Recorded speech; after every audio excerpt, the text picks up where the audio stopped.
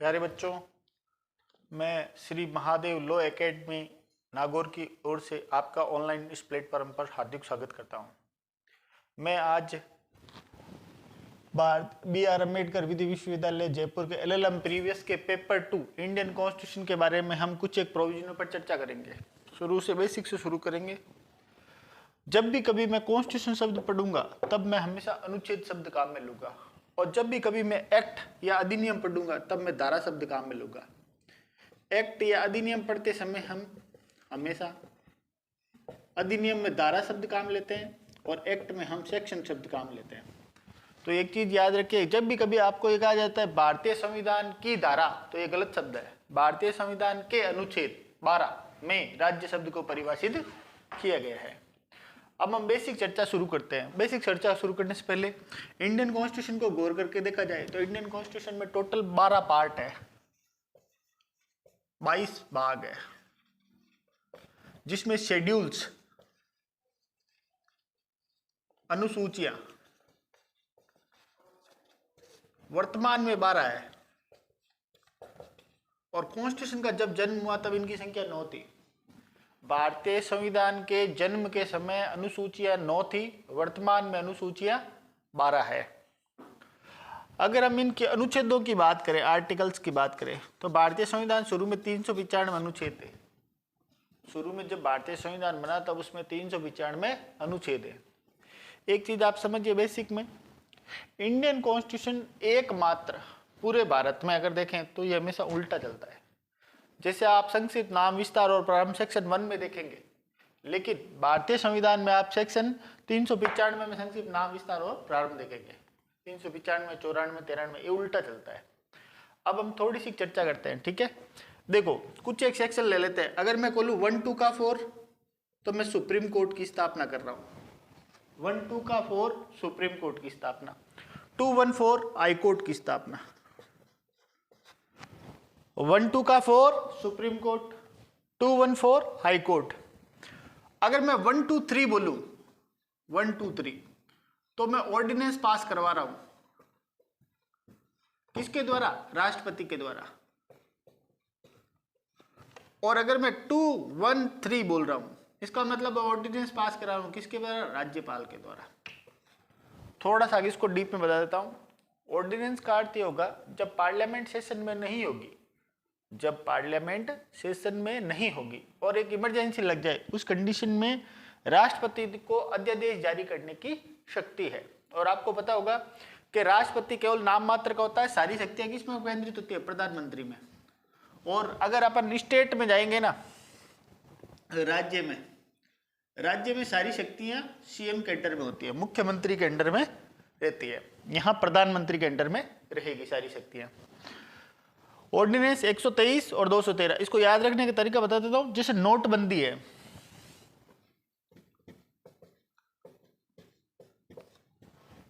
Ordinance का प्रभाव 6 month तक रहेगा 123 में, और 213 में इसका प्रभाव 6 सप्ताह रहेगा। मतलब अगर 123 में राष्ट्रपति अध्यादेश जारी करता है तो उस राष्ट्रपति की, जैसे मान लो नरेगा लागू हुई शुरुआत में, तो इसको 6 मंथ के लिए लागू किया गया, पहले आंध्र प्रदेश में, बाकी पूरे इंडिया में बाद में इसको लागू करवा दिया गया। 213 में राज्यपाल अध्यादेश जारी करता है सीएम के कहने पर। उस कंडीशन में क्या होगा, ये 213 में 6 सप्ताह तक वैलिडिटी होगी। इसका अर्थ होगा 1.5 महीना।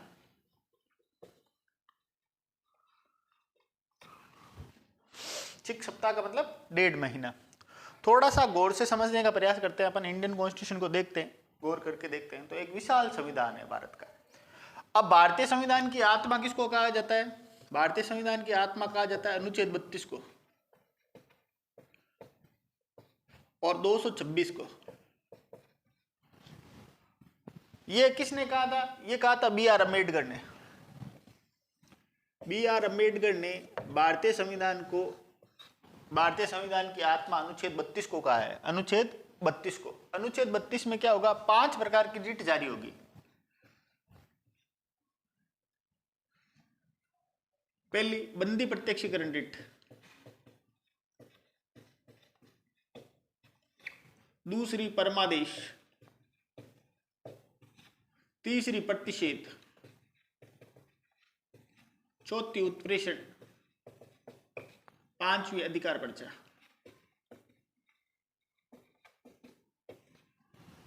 हम आज तक जितना भी कानून पढ़ते हैं वो सारा का सारा कानून हमें अंग्रेजों के द्वारा मिला हुआ है, तो हम संसदीय शासन प्रणाली को मानते हैं। संसदीय शासन प्रणाली क्या होता है उसके बारे में थोड़ा सा बता देता हूं।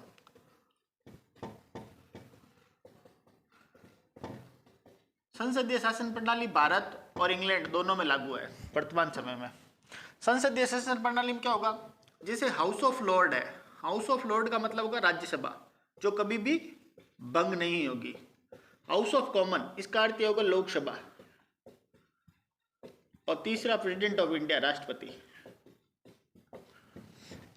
अब देखिए जितना भी इंग्लैंड में होता है तो लैटिन शब्द काम लिया जाता है। क्या लिया जाता है? लैटिन शब्द।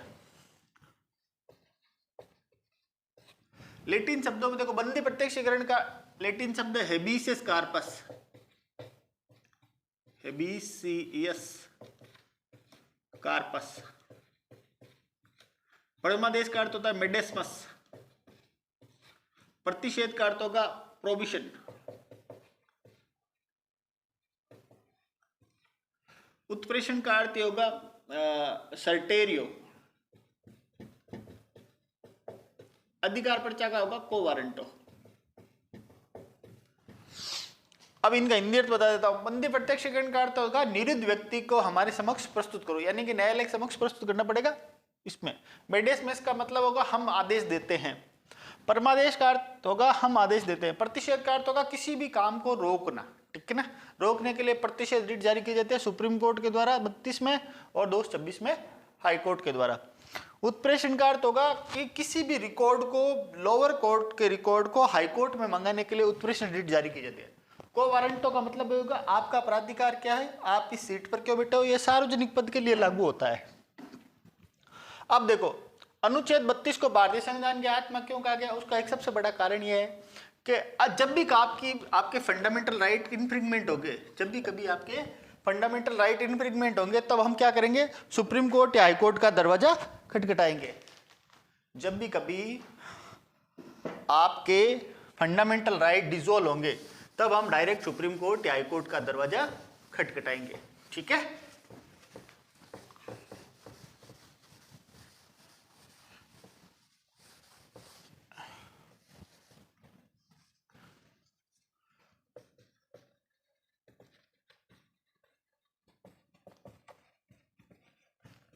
अब एक इंडियन कॉन्स्टिट्यूशन के अंदर एक इंपॉर्टेंट टॉपिक आता है, उसके बारे में थोड़ी सी चर्चा कर लेते हैं। कानून बनाने की प्रक्रिया का वर्णन करो। कानून बनाने की प्रक्रिया का वर्णन कीजिए, ये क्वेश्चन है, ठीक है। इसका आंसर क्या होगा, जैसे भारत में अगर देखें ना, भारत में अगर थोड़ा सा डीप चलें तो सोर्स ऑफ लॉ होता है। सोर्स ऑफ लॉ का मतलब ये होगा, इसको थोड़ा सा डीपली बता देता हूं, देखो एक बार समझ लीजिए इस बात को।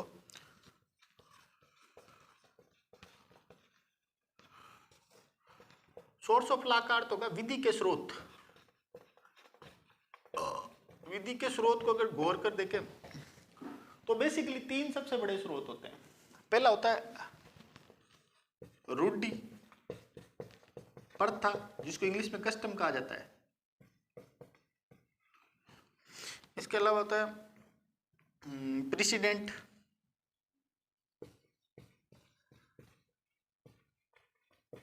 प्रेसिडेंट का हिंदी अर्थ होता है पूर्व निर्णय। इनको जज मेड लॉ कहा जाता है।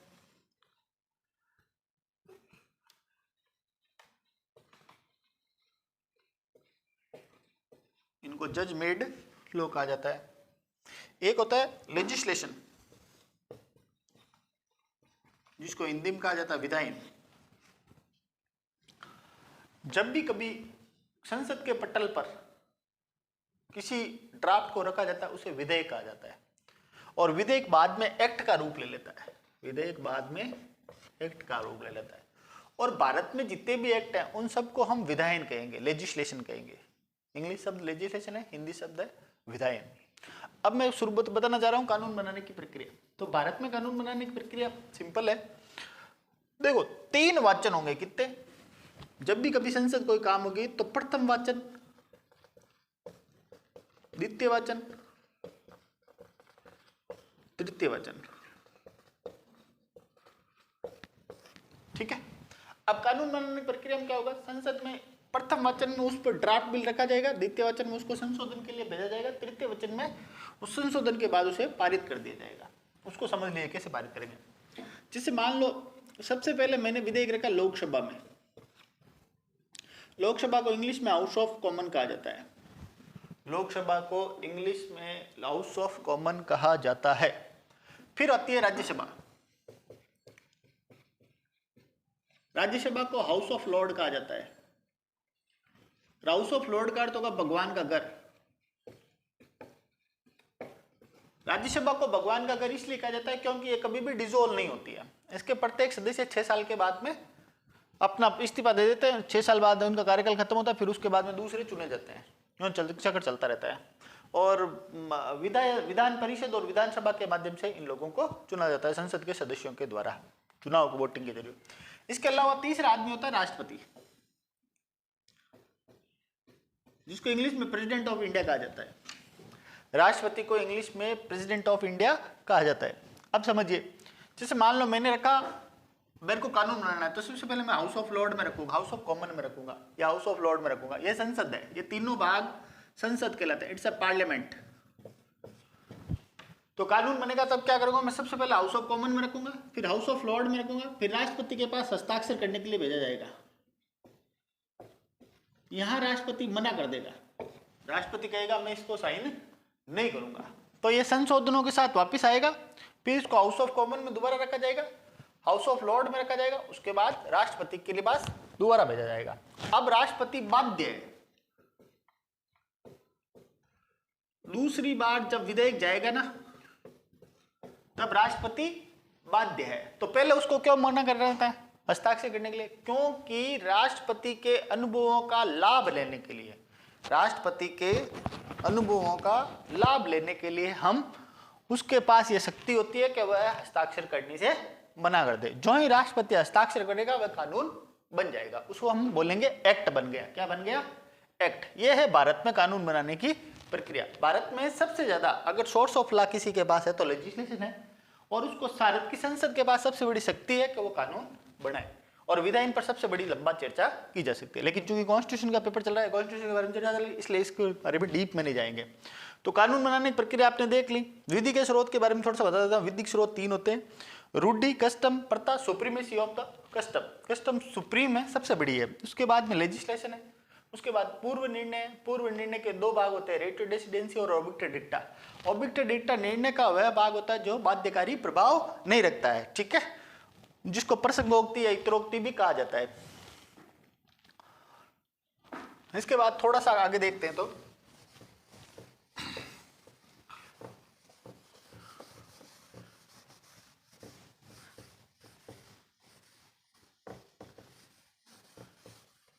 आप भारतीय संविधान को गौर से देखेंगे तो भारतीय संविधान उधार का संविधान है। भारतीय संविधान की प्रकृति के विषय में बात की जाए उससे पहले भारतीय संविधान के बारे में कोई कोटेशन कहा जाए तो इट्स वकीलों का स्वर्ग कहा जाता है। इसे वकीलों का स्वर्ग कहा जाता है। It's a paradise of advocate. इसको पैराडाइज ऑफ एडवोकेट इसलिए कहा जाता है क्योंकि वकील अपनी सुविधा के हिसाब से इसकी परिभाषा निकाल लेते हैं। संविधान को वकीलों का स्वर्ग इसलिए कहा जाता है क्योंकि जहां जिस अनुच्छेद की आवश्यकता होती है उस अनुच्छेद के अनुसार वकील उसे उसका प्रयोग करते हैं, इसलिए इसको पैराडाइज ऑफ एडवोकेट कहा जाता है। ठीक है, अब अगर अपन बात करें तो आर्टिकल 76 के बारे में थोड़ी सी चर्चा कर लेते हैं। आर्टिकल 76 को आप गौर से देखेंगे। आर्टिकल 76 में हम अटॉर्नी जनरल ऑफ इंडिया की बात करते हैं। अटॉर्नी जनरल ऑफ इंडिया, इसको हिंदी में कहा जाता है भारत का महान्यायवादी। भारत का महान्यायवादी। इस पर डॉक्ट्राइन ऑफ लेजर का सिद्धांत लागू होता है। इस पर डॉक्ट्राइन ऑफ लेजर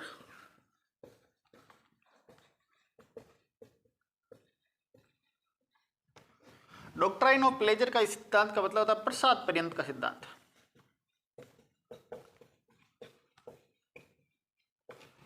भारतीय संविधान में दो व्यक्ति हैं, एक तो भारत का गवर्नर, स्टेट्स का गवर्नर,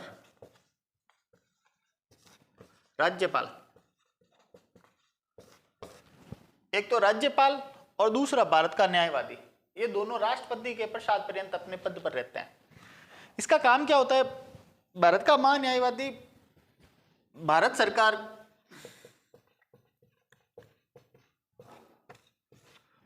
के खिलाफ जब भी कोई मुकदमा होगा तब उस मुकदमे की पैरवी करने के लिए भारत का महान्यायवादी जाएगा। महान्यायवादी भारत के जितने भी सुप्रीम कोर्ट और हाई कोर्ट और लोअर कोर्ट में जब भी कभी केंद्र सरकार के खिलाफ कोई मुकदमा दर्ज होगा तो उस मुकदमे की पैरवी करने के लिए अटॉर्नी जनरल ऑफ इंडिया जाएगा। क्लियर है? चलिए ये 76 के बारे में बता देता हूं। 76 अटॉर्नी जनरल ऑफ इंडिया है। Attorney general of India Bharat का महान्यायवादी। ये हमेशा स्टेट सेंट्रल गवर्नमेंट के फेवर में काम करेगा। ठीक है, भारत सरकार के अंडर में काम करेगा और इस पर प्रसाद पर्यंत का सिद्धांत लागू होता है और इसको है ना सारी सुविधाएं मिलती हैं। दूसरा है आर्टिकल 165, अनुच्छेद 165 में एडवोकेट जनरल ऑफ स्टेट्स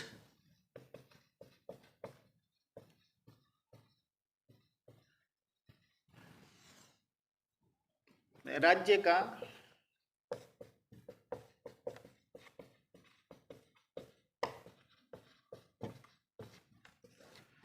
ये स्टेट गवर्नमेंट की ओर से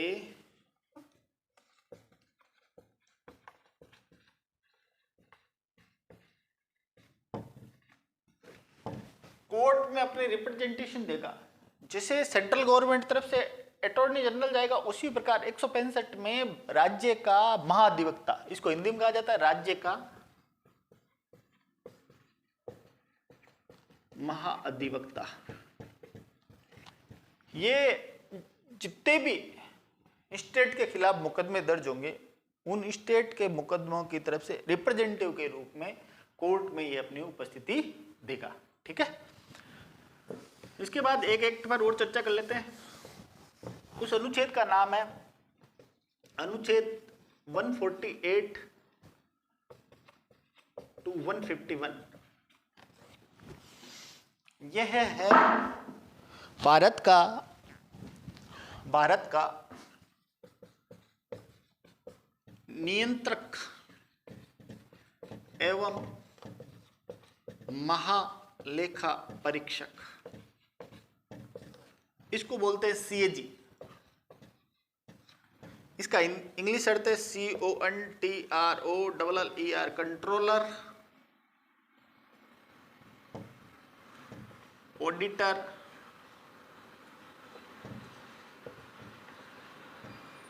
जनरल ऑफ इंडिया। भारत का नियंत्रक एवं महालेखा परीक्षक, controller, auditor general of India, CAG. CAG सार्वजनिक धन का संरक्षक है।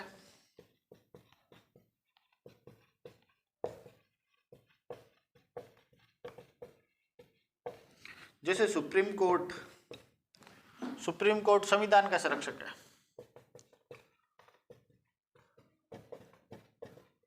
It's a guardian of constitution. संविधान का संरक्षक सुप्रीम कोर्ट और हाई कोर्ट दोनों ही हैं और लोअर कोर्ट भी। सार्वजनिक धन का संरक्षक कंट्रोलर एवं ऑडिटर जनरल ऑफ इंडिया। ये भारत में जितने भी लोग हैं, जितने भी सरकारी कर्मचारी है, जितने भी लोग हैं जो भी सार्वजनिक धन का यूज लेते हैं, जो उस भारत की संचित निधि पर भारित है, उन सब लोगों के खिलाफ ये जांच कर सकता है। इसको जांच करने का अधिकार है।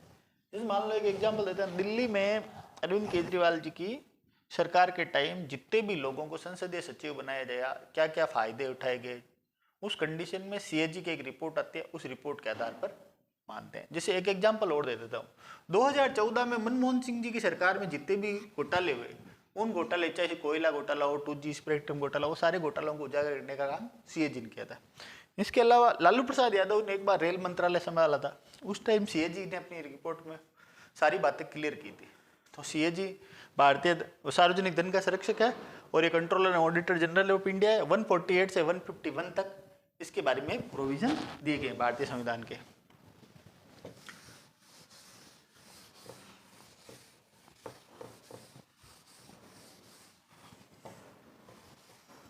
अब हम बात कर रहे हैं फंडामेंटल राइट की।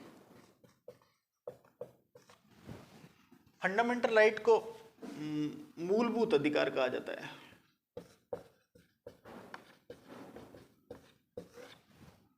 मूलभूत अधिकार भारतीय संविधान के भाग 3 के अनुच्छेद 12 से 35 तक परिभाषित है।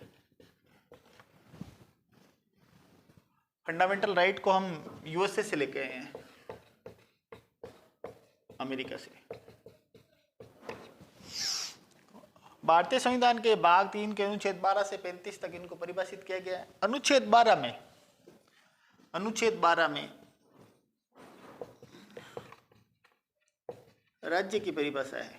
अनुच्छेद 12 में राज्य की परिभाषा है, स्टेट की परिभाषा है। स्टेट में 4 चीजें होंगी। नंबर 1 संसद एवं दूसरी तमाम राज्य सरकारें, यहां केंद्र सरकार, राज्य सरकार और विधानमंडल। विधानमंडल के 2 भाग हैं, विधानसभा, विधान परिषद। वर्तमान में भारत में टोटल 28 स्टेट और 8 केंद्र शासित प्रदेश है, यूनियन टेरिटरी, यूटी। और अगर आप बात करें तो 30 विधानसभा है। 30 विधानसभा कैसी होगी? 28 तो स्टेट की होगी और पौंडीचेरी और दिल्ली, देखो 28 तो स्टेट की होगी, एक पौंडीचेरी और एक दिल्ली, तो टोटल भारत में 30 विधानसभाएं हैं। 30 विधानसभाएं, इनको बोलते हैं लेजिस्लेटिव असेंबली और इसको बोलते हैं लेजिस्लेटिव काउंसिल। विधान परिषद के बारे में बात करें तो आम का बीज उगता है, आम का बीज उगता है। आप और आंध्र प्रदेश, मैं फॉर महाराष्ट्र, के for Karnataka, K for Karnataka, B for Bihar, J for Jammu Kashmir जो हट गया, ओ फॉर उत्तर प्रदेश, ते फॉर तेलंगाना। तो 1 2 3 4 5 6 विधान परिषद हैं। 6 विधान परिषद है। याद रखने का तरीका बता देता हूँ। देखो, उद्धव ठाकरे ने कभी कोई चुनाव नहीं लड़ा, फिर भी वो मुख्यमंत्री बना। क्यों? क्योंकि वो विधान परिषद का सदस्य था। आंध्र प्रदेश में चंद्रबाबू नायडू, उसके बाद में अभी जो मुख्यमंत्री है वो यूपी में वो योगी आदित्यनाथ, और बिहार में जीतन राम मांझी, और कर्नाटक में भी ऐसे एग्जाम्पल मिलते हैं। तो टोटल पूरे भारत में 6 विधान परिषदें हैं। टोटल भारत में, पूरे भारत में 6 विधान परिषदें हैं और 30 विधानसभाएं हैं। इसके बाद में तीसरा पार्ट लेते हैं स्टेट में। स्टेट का तीसरा पार्ट है स्थानीय अधिकारी। इसमें भारत में काम करने वाले जितने भी आईएएस, आरएस, आईएफएस, आईपीएस, वो सारे इसमें सम्मिलित हो जाते हैं। चौथा है अन्य प्राधिकारी। अन्य प्राधिकारी में ओएनजीसी, विश्वविद्यालय, पोस्ट जनरल, ऐसे कुछ एक चीजें हैं जो कोर्ट ने अलग अलग, सुप्रीम कोर्ट और हाईकोर्ट के द्वारा अलग अलग मामलों में अलग अलग लोगों को अन्य प्राधिकारी के अंतर्गत स्टेट माना है। ठीक है, ये स्टेट की परिभाषा है। यहां तक किसी को कुछ समझ में आया? तो फिर रिपीट कर देता हूँ एक बार को। इंडियन कॉन्स्टिट्यूशन बारे में चर्चा है। फंडामेंटल राइट हम यूएस से, अमेरिका से लेके आए, मूलभूत अधिकार कहा जाता है। ये भाग 3 के अनुच्छेद 12 से लगाकर 35 तक परिभाषित किए गए हैं। भाग 12 में राज्य की परिभाषा देगी स्टेट, भारत में टोटल 28 स्टेट है, 8 यूनियन टेरिटरी है। संसद और केंद्र सरकार पहला भाग है, राज्य सरकार और विधानमंडल दूसरा भाग है। तीसरा है 28 स्टेट है, एक पौंडीचेरी और एक दिल्ली, टोटल 30 विधानसभा क्षेत्र है। स्थानीय प्राधिकारी में जितने भी सरकारी कर्मचारी है वो सारे स्थानीय अधिकारी में आ जाते हैं। अन्य प्राधिकारी में ONGC वगैरह आ जाती है।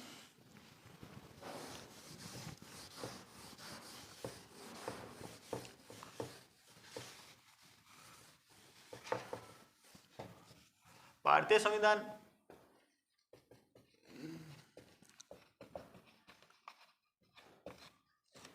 अनुच्छेद 13 के विषय में चर्चा करते हैं। अनुच्छेद 13 में विधि शब्द को परिभाषित किया गया है। इसके अंतर्गत जितने भी एक्ट से रिलेटेड जो भी शब्द आते हैं वो सारे के सारे अनुच्छेद 13 में परिभाषित है। अनुच्छेद 13 3 सिद्धांतों को जन्म देती है। नंबर 1 आच्छादन का सिद्धांत।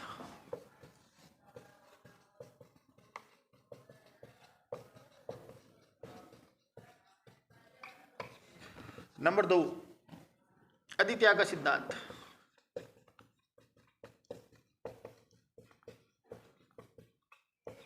नंबर 3 पृथक्करणीयता का सिद्धांत।